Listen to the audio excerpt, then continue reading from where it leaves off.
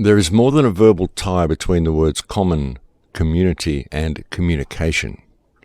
Try the experiment of communicating with fullness and accuracy, some experience to another, especially if it be somewhat complicated, and you will find your own attitude towards your experience changing.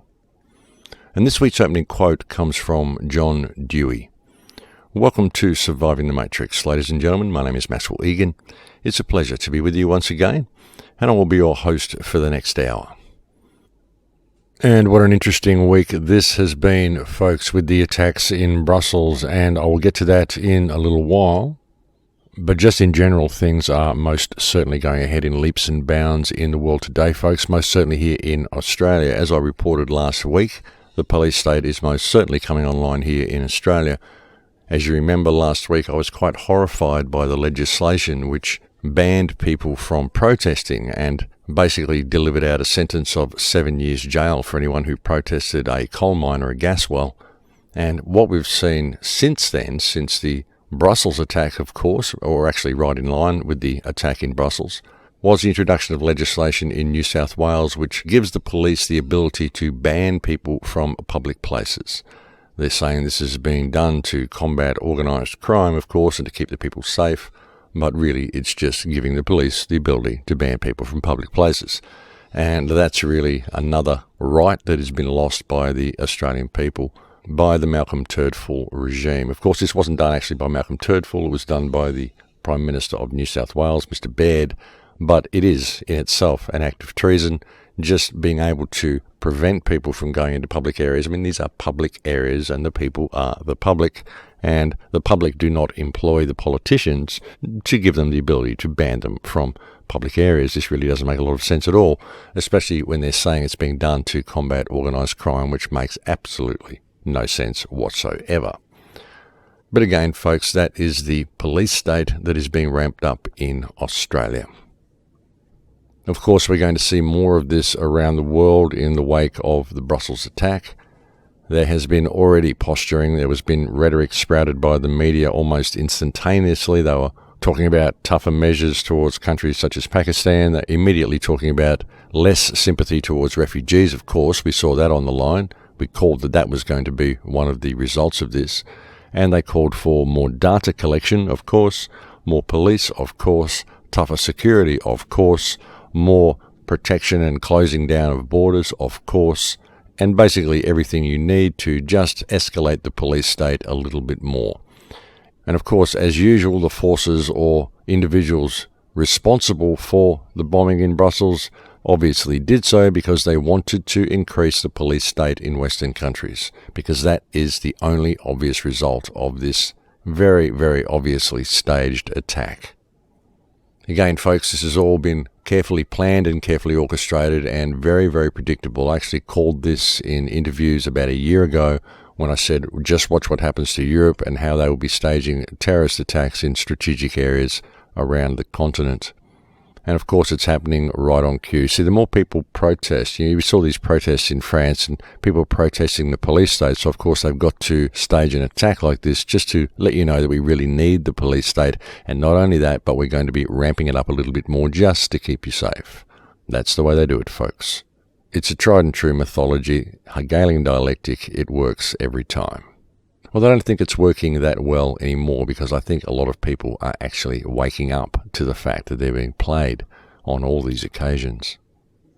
I must say people are certainly waking up here in Australia, but of course I don't think they'll be given a choice. They really have to wake up because the police state is coming so much online and is so much in their face now that you really can't help it. You can't help but see it. And you can't help but question the actions of the government. Even people who don't normally question what the government's doing are, in fact, quite concerned at the way things are going in this country. But, of course, being concerned about it and doing something about it are two completely different things. The question is, what should we do and what can we do?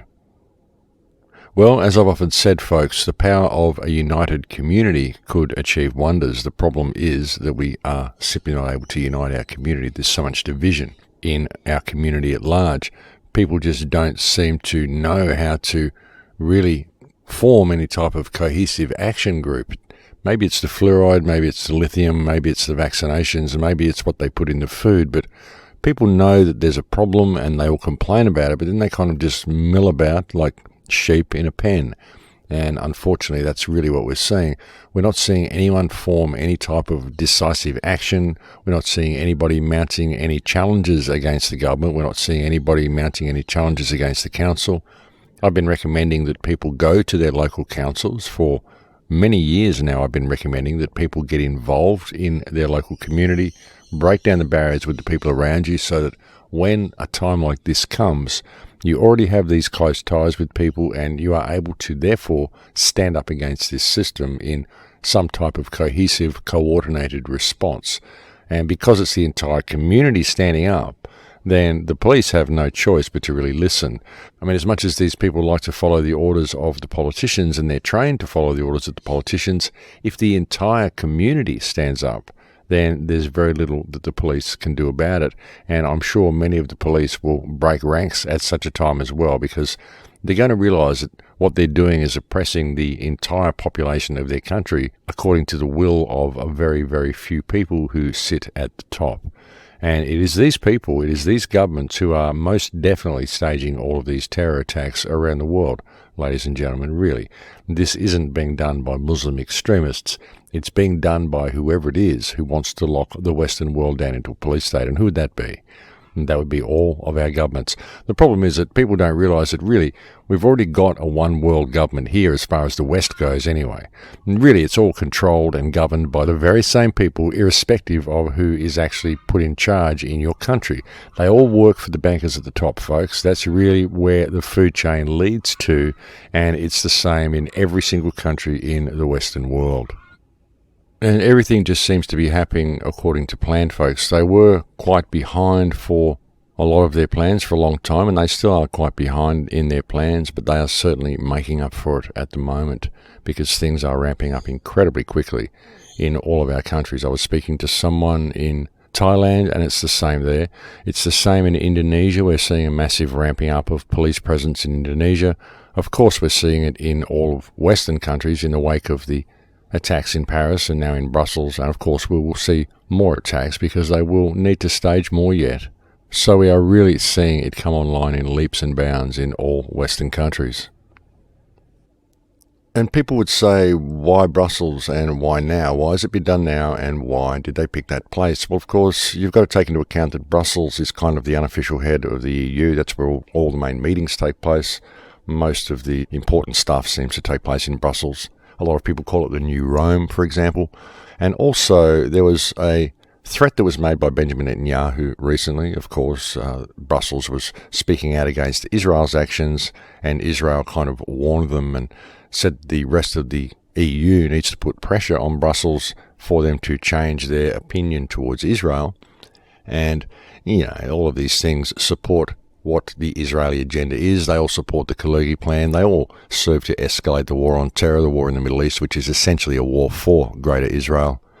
Let's not forget that I think it was in December 2015, Brussels also said that they were going to withdraw support for Israel. They were going to stop sending bombs down there to them. There was also a report that came out, I think it was in the Jerusalem Post, where a Israeli foreign minister actually said that this attack was the result of them putting labeling on Israeli products that come from settlements on their stores. They said they were paying too much attention to labeling their products and not enough attention to Islamic extremists. Of course, the word Islamist has been bandied about instantaneously as soon as the blast went off, when these attacks are nothing to do with Islam. And even if they're terrorists, I mean, shouldn't you first establish who the terrorists are before you start talking about their religious persuasion? That would sort of make a lot of sense to me. But it's always Islamist, Islamist, Islamist. And as I've said so many times, whoever's carrying out these attacks, these are not Islamists. And if it is anything to do with Islam, then it is this Wahhabist Takfiri version of Islam, which is a Western creation, which comes out of countries such as Saudi Arabia. And it isn't your normal version of Islam. So, people really need to look at this, folks. All of these attacks happen, and they all serve the globalist agenda. They all happen right on cue. and they all bring in the laws that the globalists want to bring in. And that's the way you have to look at it, because that is the way it is. There also seems to be a lot of evidence that this was carried out by Mossad and CIA, and that's just the way it always is. You know, you've got to look at history, folks, and you see how many false flag attacks have been staged, how many have been staged by Mossad, and you really start to see this agenda, and it becomes very, very predictable. I haven't heard yet whether there's been any passports found, but it wouldn't surprise me if there is still some passports found, although that may be getting a little old for them. They may not be able to continue to explain how these terrorists always seem to have these bomb-proof passports. So maybe that one's wearing a little thin and we won't get any passports from this event. I mean, that would be disappointing, wouldn't it?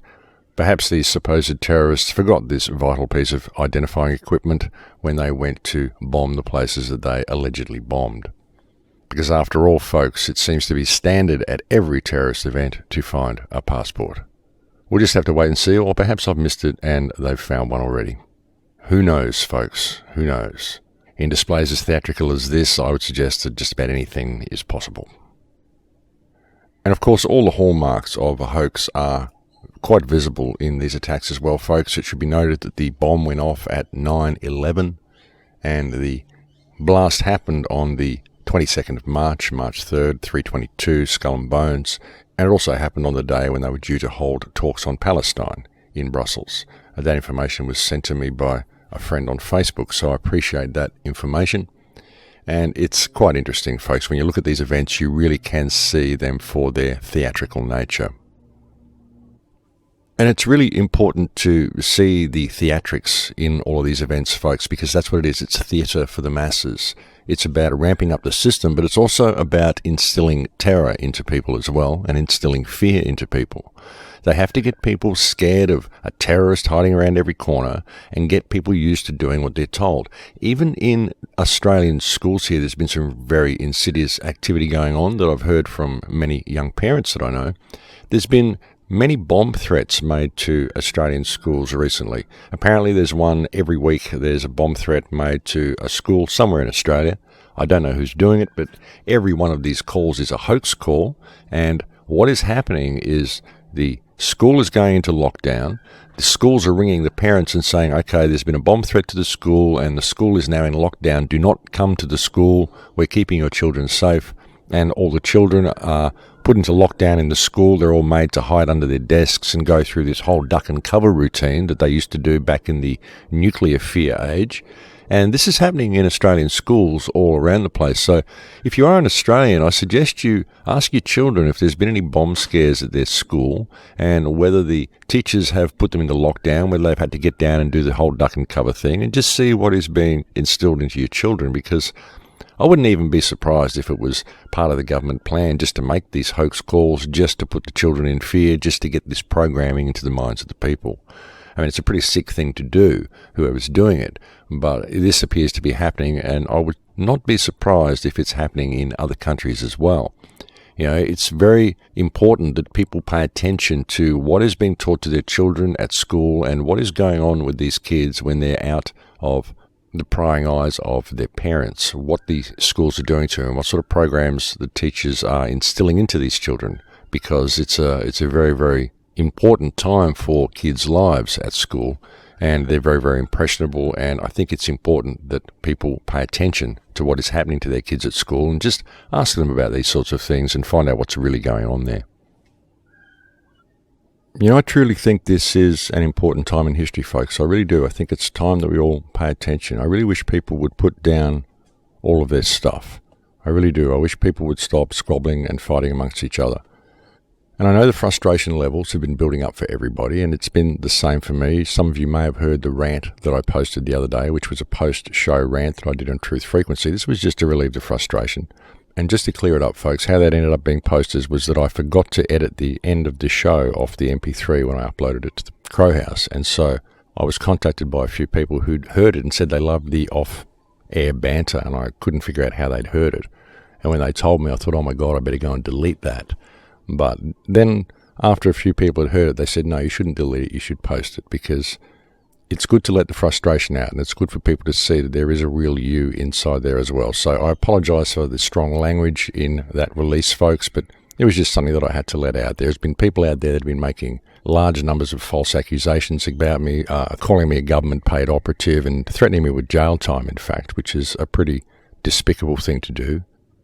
And after all of the months of death threats and attacks and personal attacks and hate mail from flat earthers, and after the recent death of my father, I just felt like I needed to let off a little bit of steam and respond to some of this stuff, and so I did so. But as I said on the video, folks, that will be my first and final say on the matter.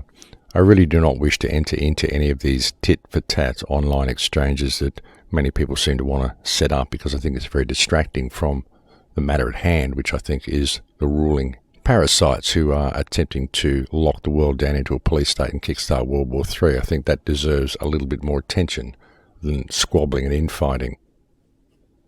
And as I said before, folks, I really do think we are going to see a further ramping up of things from this point. The attacks in Brussels are most certainly going to take things to the next level. And it's going to be right across the board in all of our countries. I'm heading back to Peru in a couple of weeks, so it'll be interesting to see if there's any repercussions there. I doubt that there really will be in Peru. But from Peru, I'm actually heading to Philadelphia to the Free Your Mind conference. So I'd like to mention that. If there's anybody out there, please do come and say hi. I'll be speaking at the Free Your Mind conference on the 17th of April. And from there, there's another gig that I'm doing up in Ohio. It's a farm festival. I'll see if I can get a link for you and post soon. I'll post a banner for it on TheCrowhouse if I can get one. And that's on the 29th of April. I'll be in Ohio. There may be a few gigs that I'm doing around Ohio from around about the 25th as well. There may be a few small appearances that I'm doing in various places around the area. So maybe we can catch up and have something a little bit more personal, a bit more of a close chat, something a bit more friendly rather than just a big presentation. And from there, I go to AV7 in England, and I'll be speaking there on the 13th of April. And from there, I go to the Open Mind Conference in Amsterdam, and I'll be speaking there on the 21st of April. So please do keep those dates in mind. I just thought I'd put that out there early in the show just to get the message out. To be honest, I feel a little bit apprehensive going to Europe at this time. And, with everything going on there, with the attacks in Brussels and just everything else that's going on in Europe, so it will be interesting to go there and see the situation firsthand. But again, it's kind of a little bit of an apprehensive thing being here in Australia and in the comfort of the Amazon in Peru to have to go to the United States or Europe, especially Europe. So it'll be interesting, folks. So I'm not really feeling good about it, but it'll be interesting to check it out anyway. It's really interesting, folks, that I do so much traveling now, because when I was younger, I was a musician and I did nothing but traveling. That's all I ever did. And I gave up being a musician because I really got sick of traveling, and I became an activist out of necessity. And then suddenly it seems that being an activist means that you have to be subject to a great deal of traveling. So I seem to have spent most of my life in an endless succession of airports. It's an interesting way to have lived. And it does get a little bit frustrating, folks. I mean, it's nice going places, it's nice meeting people, it's nice being there when you get to places, but I'm very, very tired of traveling because I've most certainly had years and years of it. Even when I was a child, getting a little personal here, folks, but even when I was a child, my father actually ran an airport when I was a child, and my mother and father were divorced. So when my father used to babysit me, he used to take me to work, and I used to hang around the airport all day. And if he was too busy, because he was the senior operations commander of the airport, he used to just give me to a flight attendant, and the flight attendant would fly me to Sydney and hand me over to another flight attendant who would then fly me back to my hometown. So that's just kind of the way it used to work. I used to go to Sydney or Melbourne or Brisbane or Kangaroo Island or just somewhere that would take a certain amount of hours to get me back, which would be around about the time my father knocked off. So this was what I used to do in my childhood. I actually used to sit in a little jump seat behind the pilots in the cockpit. When you first walk into the cockpit, although I think it's called the flight deck now, we have to be politically correct, of course, with these things and use soft language, like George Carlin said. So I used to go into the flight deck, and there's actually a seat that folds down behind the pilots, and I used to sit in that chair and watch the pilots operate, which was pretty cool when I was a 5-year-old kid. But by the time I was 10, I really got sick of doing flights on aircraft when my father was too busy to look after me at the airport. And then when I left school, of course, I became a musician and started traveling everywhere and spent most of my time in travel situations in airports and bus stations and roadhouses. And now, of course, I seem to spend most of my time in airports. It's interesting how it works out, isn't it? Getting a little personal there, folks. Just thought I'd sidetrack for a moment. But yeah, while I am on the topic of travelling, it will be certainly interesting to be doing a road trip from Philadelphia up to Ohio. It'll be interesting to see the place and see the country and meet the people along the way. So I'm very much looking forward to that one. I think it's going to be a great journey. It's also going to be very interesting for me to see the United States from the inside and to see the mood of the people there. It's going to be great to meet some of the fans of the show and some of the activists in the area, but it's going to be great just to see the overall mood and to experience what's really going on there for myself. Although I'm certainly not looking forward to whatever experience it may be with the TSA. I've heard so much stuff about them, so it'll be interesting to see what the experience is actually like. Though, of course, I'm sure it's not going to be the highlight of the journey.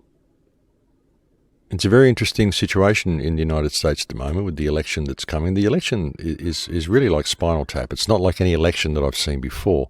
I mean, really, when you look at the candidates, they're all completely suspect. I mean, at the moment, you've got Donald Trump is probably actually the best pick. I mean, he's certainly better than Hillary Clinton. But then when you look at Donald Trump, he completely supports Israel and he wants to build a wall around the country. And he just said after the attacks in Brussels that if there's an attack in the United States, then he's prepared to waterboard everybody.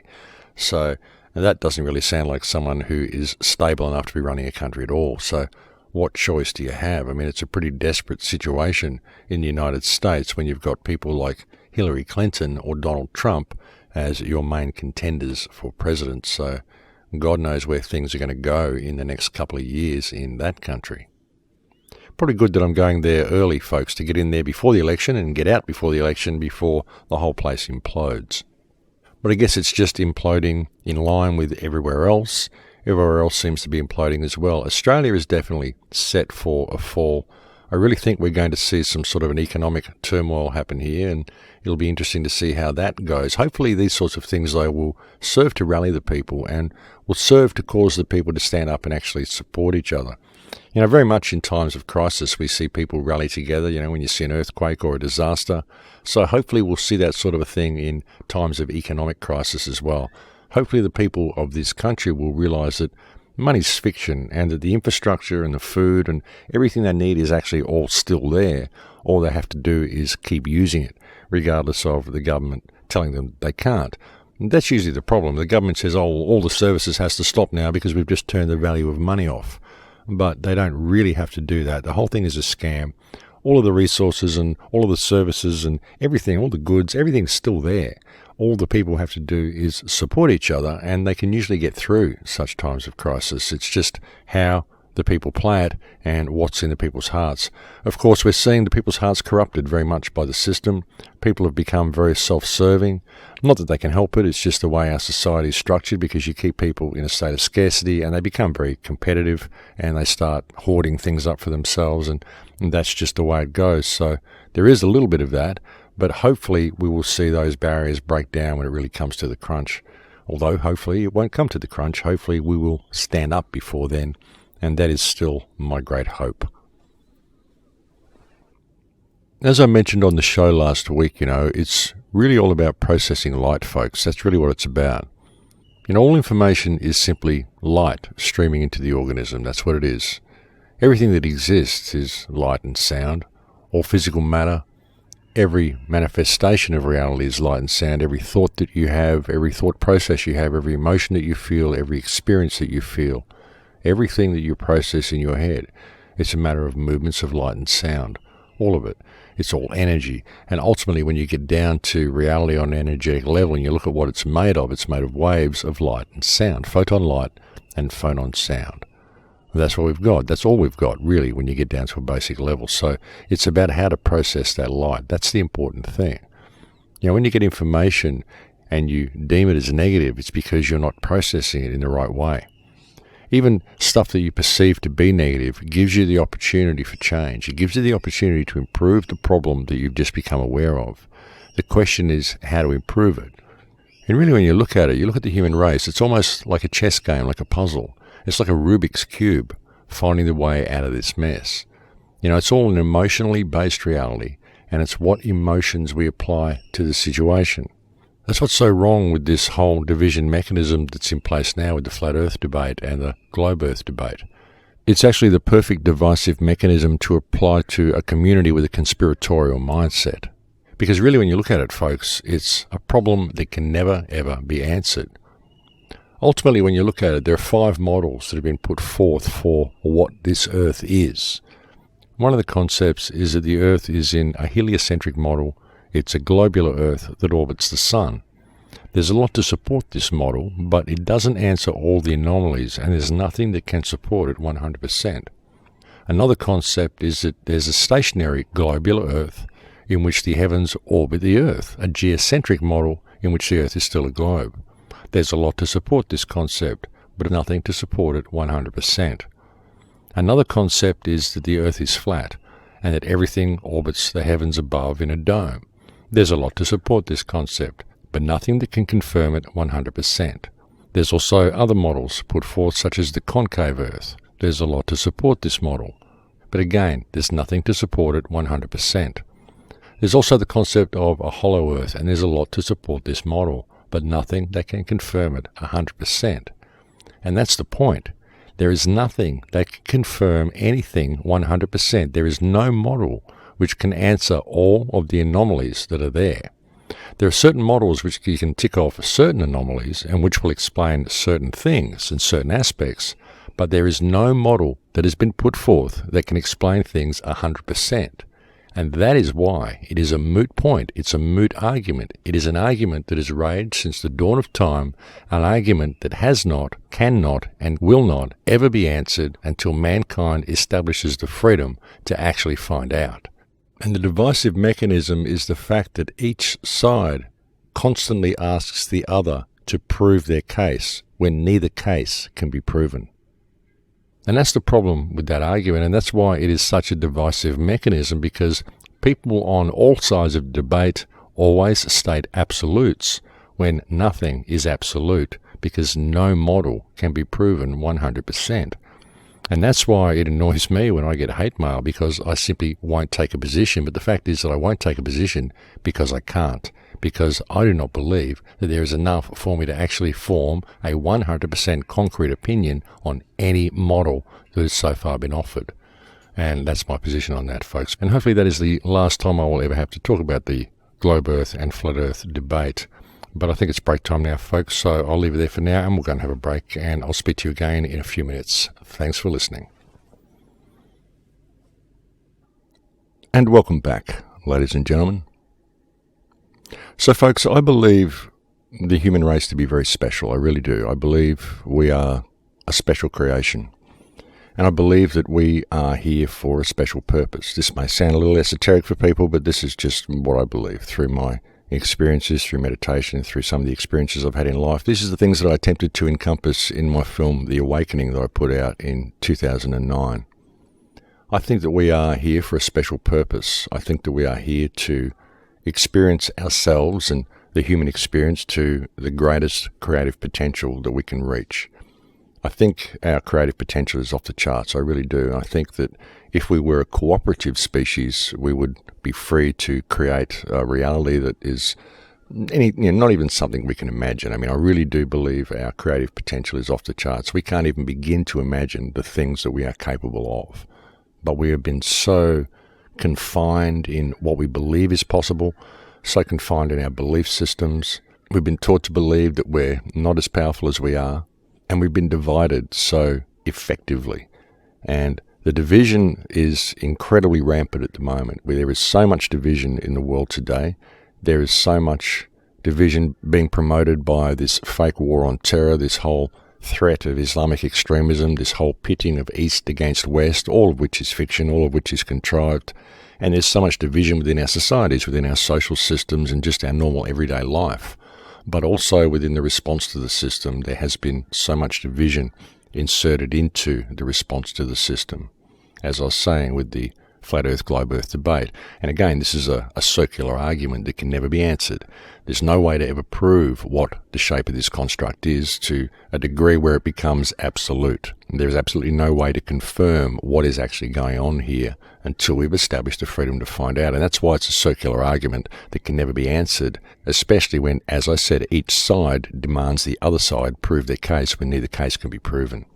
That's a perfect divisive mechanism, and that is why that has been inserted right now as this police state is coming online, because the response to this system really was building. There were a lot of people who were becoming aware of what's going on, and there were a lot of groups that were coordinating. There was a lot of feeling that something good could happen and that we could actually rise up as one race and one species and reclaim this world. There was that feeling about 18 months or 2 years ago, but now most of the time people are either screaming out fear and screaming out about Islamophobia, or they are arguing amongst each other regarding the shape of the construct that they are living in. So what we need to do now, folks, as the independent media, is attempt to find some way of salvaging this movement and to create a little bit of unity again. With that in mind, even though I said I really do not wish to discuss the Flat Earth topic anymore, with that in mind, I've actually accepted an offer to go on to a Flat Earth panel to have a roundtable discussion with 2 or 3 Flat Earthers sometime in the next week or two. And I'm doing so just once and just in an attempt to interject some sanity into the Flat Earth, Globe Earth debate, because it really has become a dogmatic battle of egos, and we have to try to get some sanity and some respect into the dialogue between these two camps if we are ever going to salvage any response to this system. I just think it's important that this issue be addressed, because it has been such an effective divisive mechanism, and that is exactly how a psyop works, folks. You interject a circular argument that can never be answered to anybody's satisfaction. You get both sides fighting amongst each other about the grandest conspiracy of all time, and you lock the police state around them while they're busy. And that's exactly what's happening, folks. So you just look at the world today and look at what has happened since the Flat Earthers and the Globe Earthers went at loggerheads with each other. And there it is, right there. That's how PSYOP works, and it's been a very effective mechanism. But there is still time to salvage the movement, I believe. As I've said so often, I do have a great deal of faith in humanity. I really believe we can rise above all of this. We can learn to respect each other, and we can push this forward. So that's why I'm going to go onto that panel and have a little bit of a discussion with these people and see if we can come to some sort of mutual, respectful position where we can actually address the real problems of this world. And truly, I think it's important that we do, folks. I mean, there are millions of people around the world that are suffering right now. There are thousands upon thousands of people dying. There are people being bombed. There are people being starved. There are people in incredible states of hardship right now. And we have the ability to rectify and heal all of these situations if we would only pay attention for just a little while.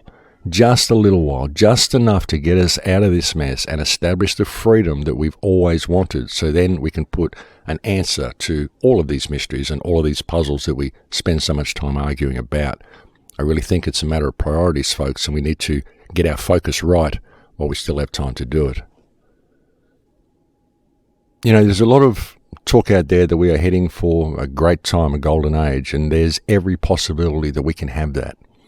But what we have to understand is that it's our choice, it's our actions, it's our consciousness, it's where we are. It isn't just being in the right vibration and the right energetic state and focusing on good things. It's about applying those energies to the world that you live in. As I've often said, this is a 3D reality. You're here for a reason, and that is because changing this reality into what we want it to be requires your participation. That's why you are here. You are here to participate. You're not here to go down pathways of dogma and to argue with each other about whose idea is right and to state absolutes on things that you really don't know yet. What you're here to do is to create. And we are on the verge of something incredible, or we have the potential to create something incredible, but we are quite literally walking on a knife edge at the moment, folks, because there are forces in this world that are very dark. And there's a big shadow in this reality that is doing very bad things. If you don't think that's happening, just take a look around you. It's happening, folks. It's happening all around us. But we have a choice to make it something different. We have a choice to step into our humanity and to simply call this whole system out for what it is. The world is run by criminals. It's run by psychopaths. We don't have government. We have kakistocracy. We don't have nations. We have department stores. We don't have a free world. We have a controlled world, and it's controlled by a very small group of criminals who've maneuvered themselves into positions of power and who are doing very terrible things. And they're doing so because we constantly spend our time arguing amongst each other rather than stepping into our humanity, respecting each other, and simply standing up and calling this system out for what it is. You know, if we were to do that, folks, all of the answers to all of our questions would become available to us. That's the point, you see. That's why it's no good getting stuck in circular arguments. That's why it's no good locking yourself into a belief system, stating absolutes and attacking anyone who doesn't buy into the way you think. Because all people are going to think differently. That's what people do. That's what we are. We are different. We are unique. Each one of us is unique. Each one of us is completely individual, but each one of us is connected to each other one of us, and each one of us is connected to all that is. And if we can realize that and respect each other and respect that knowledge of our connection to everything, and respect the knowledge of the energetic nature of reality and what our thoughts do and what our thoughts create, and what all of this division is really for, then we can find a way through it. You know, I truly believe we could change the world in a day.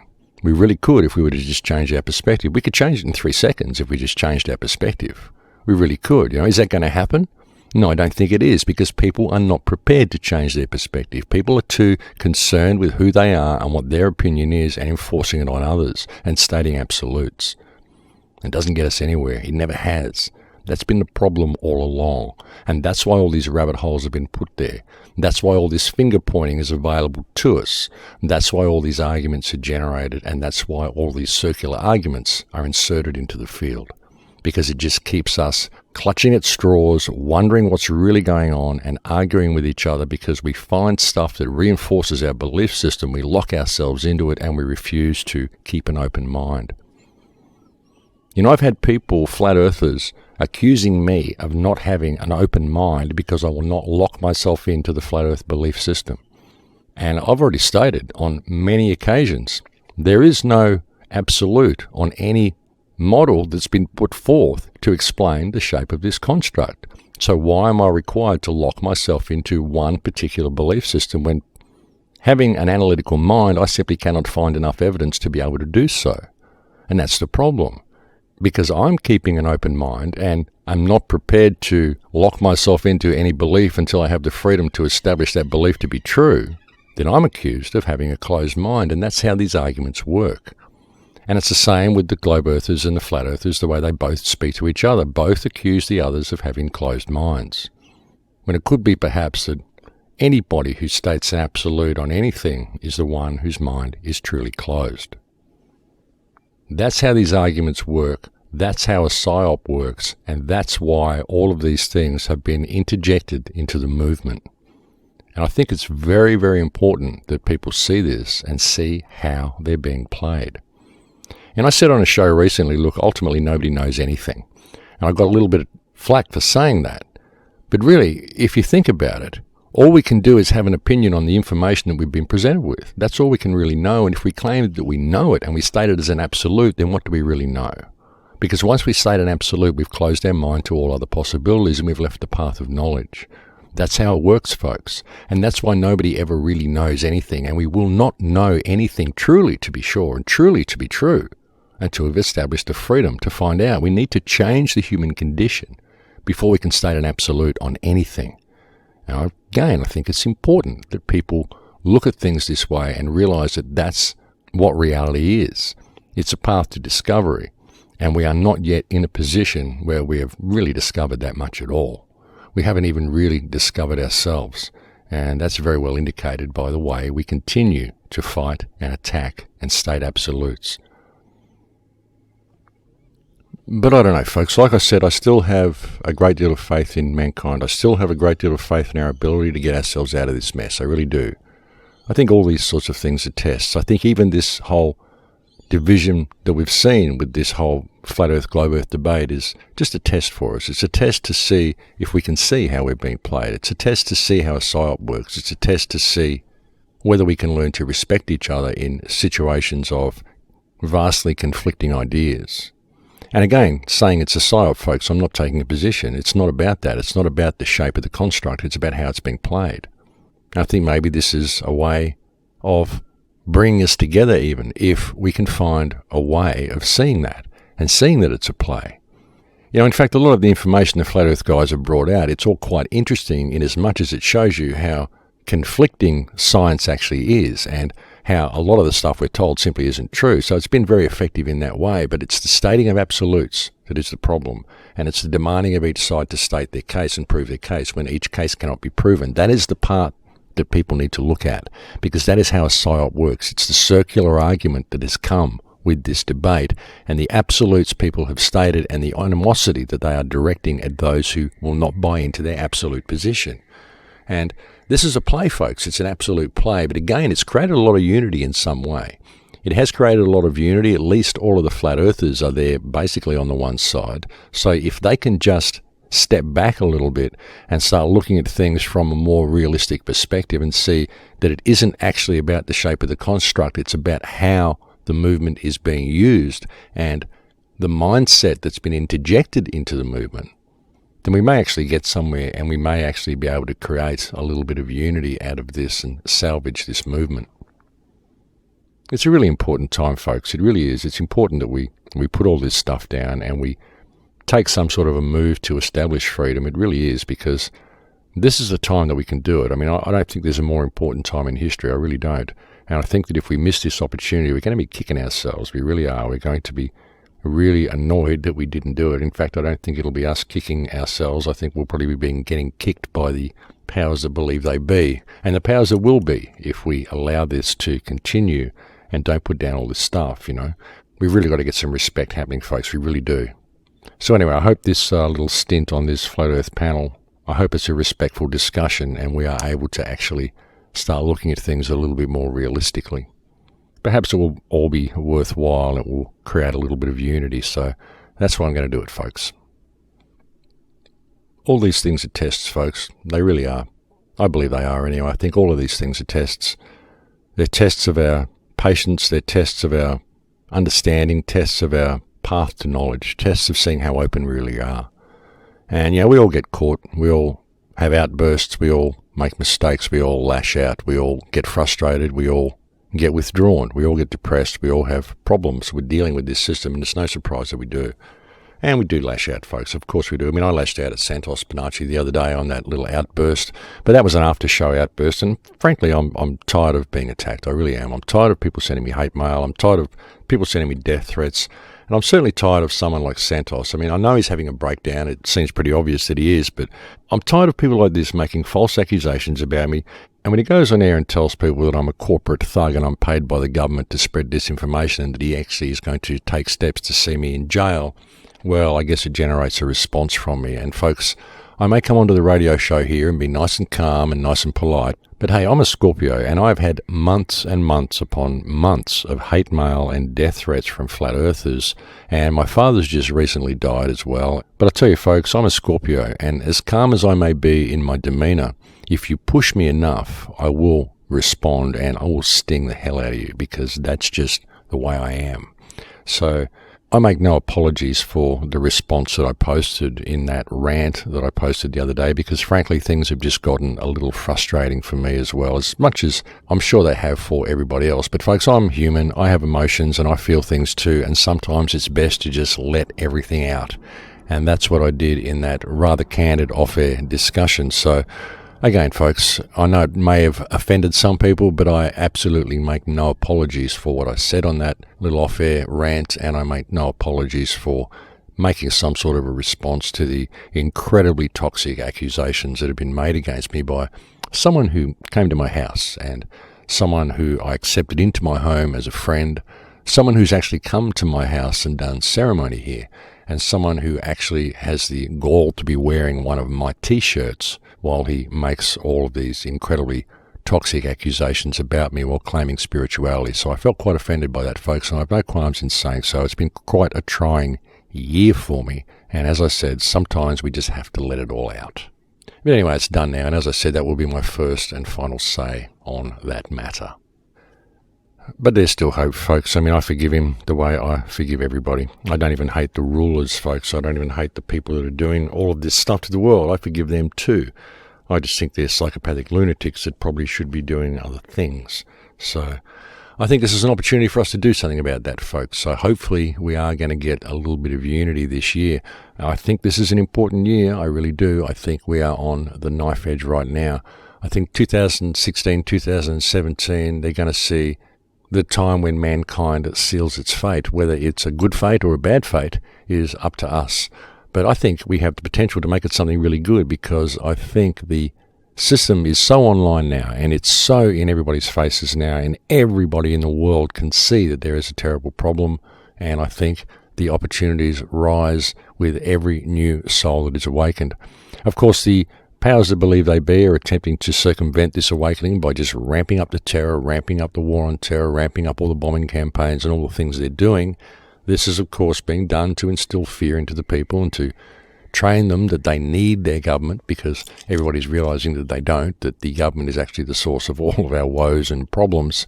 And so they do this to attempt to convince the people that they need the government there to protect them. They need more police. They need more laws. They need the nanny state, because the terrible terrorists are hiding around every corner. When in fact it's all contrived, folks. The whole thing is contrived. And again, when we look at all of this, we look at all of these things that are going on, and it comes down again to processing light. That's always been what it's about. When we look at all of this information, it's how we process the information. And we've got to understand that what our media is telling us and the stories that our government are feeding us are not real stories, and they're being fed to us in such a way as to lock us into this fear vibration and to trick us into believing that we need the very people that are carrying out the crimes to protect us. It's basically just a big protection racket. That's really what this whole war on terror is, folks. Apart from being a war for Greater Israel, which we all know it is, it's actually a protection racket, because that's kind of the way they run it in all of our societies. That's the way they've run it with the 7/7 bombings. That's the way they've run it with the Paris bombings. That's, of course, the way they're going to run it with the attacks that we've just seen in Belgium as well. It's all basically a protection racket, folks, to train us that we need the nanny state to look after us, and we need to escalate the conflict. We need to have less sympathy to people who are becoming casualties and refugees because of the conflicts that we are creating all around the world. And we need to distrust everybody around us and to remain in fear so that our government can keep us safe from the boogeyman. That's what it's all about, folks. It's a perfect way to lock the world into a police state. And of course, as I said before, they're making sure that all of the response to this system is divided and people are kept arguing amongst each other. So I really would suggest that people put down their rabbit holes for now and just go outside and have a bit of a look around and check out what's going on in their neighbourhood and check out what their politicians are doing. Maybe watch a little bit of Question Time in Parliament and see what these people are actually up to, and maybe go out and read a couple of newspapers just to see what is being pushed into the minds of the general populace, because we have an opportunity here to be able to circumvent this. We have all the means at our disposal to be able to circumvent it. And if we were to do so, again, folks, we could then open up all of our rabbit holes again, and we could actually find what the answers are to all these mysteries that we've been investigating for so long. Now, this is the way we're being played. This is why the movement is being played the way it is, because this is the level of opportunity that this time and the knowledge that mankind now has provides for mankind to be able to establish their freedom. That's the level of opportunity, folks. We can actually free the human race, the entire human race. We could free them all at this time if we could simply gain our focus. And if we can learn to respect each other, then I think we're going to get that. But we have to get this focus. We've really got to focus on what the root cause of the problem is. And the root cause of the problem is not that people have lied to us about the shape of the construct, whether they have or not. We can't prove they have. It's establishing the freedom to prove whether they have or not. It's establishing the freedom to open up all these rabbit holes. It's establishing the freedom that the human race has always wanted, has always needed, and has always deserved. We have that level of opportunity available to us right now, if we could just gain a little bit of focus.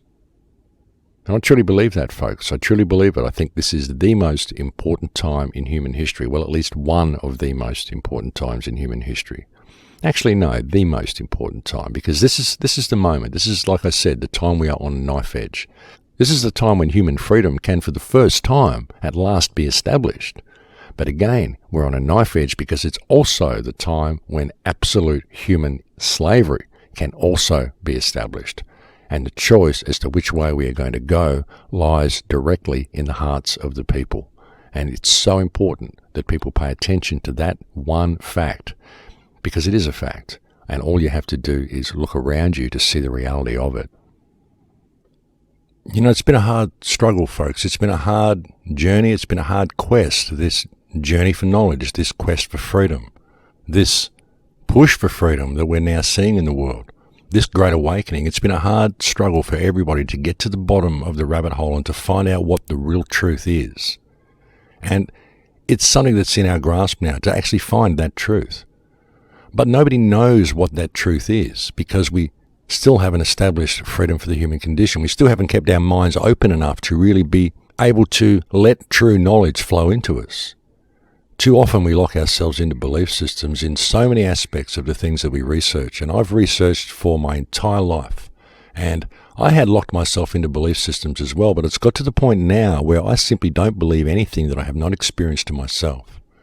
And I think that's the most sane way to look at it. Because ultimately I can prove anything you want me to prove, because all the information has been put there for us to be able to do so. The question is, how much of that information is viable? How much of it is true? How much of it is reliable? You know, ultimately, all we can know is that we don't know what's going on, because we don't. I've tried to figure out what's going on my entire life, and I've been more open to most suggestions than most people. I really have. I've really kept an open mind with a lot of things, folks. I am not locked into any belief system. Even with what I say about the energetic universe and all the things that I put forth, this is just the stuff that really I've experienced myself. And really, even if you look at science, if you look at meditation, you look at things, look at particles, look at how it goes down to a micro level. And it all becomes energy. It all becomes waves. It all becomes photon light and photon sound. It all just becomes particles of energy. Not even particles, just waves of energy, just frequencies of energy. This is ultimately what everything comes down to. And in my experience, it's the energy itself that is conscious, and that's where we come from, because that's where everything comes from. But hey, am I locked into that belief? No, I'm not. I'm open to suggestion. I'm simply stating what my experience is, because I believe it may help others if they can learn to look at the world that way, because it has certainly helped me. But we are on an incredible journey here, folks. We are on an incredible journey for knowledge if we can just get out of our belief systems, get out of these constructs that we create for ourselves. Because there's always another way of looking at things, regardless of what you're looking at now. There's always another way. And we have a real opportunity here. I truly believe we have an opportunity for freedom if we can just put all of our stuff down. As I said, you know, there's a certain amount of unity in the Flat Earth movement. If they can remove the dogmatic approach that they're having to things and open their minds a little bit to the possibility of other things and the possibility of them not actually knowing yet, but the opportunity that knowing that they've been lied to by science provides for them, if they can just approach it in the right way and present it to people in the right way, then the movement has a chance of actually doing something good. But at the moment, it's being played as a divisive mechanism, because it's a circular argument, because both sides are stating absolutes. And it's so important in all the things that we do and all the things that we research that we do not state absolutes, because ultimately we really don't know. But look, I think we are at the end of the show here, folks. I think I've run completely out of time. Quite a personal show here for you today. But I think it's an important time in history, folks. I think it's time we all come out and put ourselves on the line and express who we are and really stand up to make a difference in the world, because this is the time that it's really going to make a difference if we do so. But that really is it for me, folks. I've completely run out of time. Thanks to all the people who listen to the show and have listened to the show for so many years. And thank you to all the people who send me such kind email and such supportive comments and all the things you do for me and say for me. You know, it is really your energy that you give to me is what keeps me going. It really is.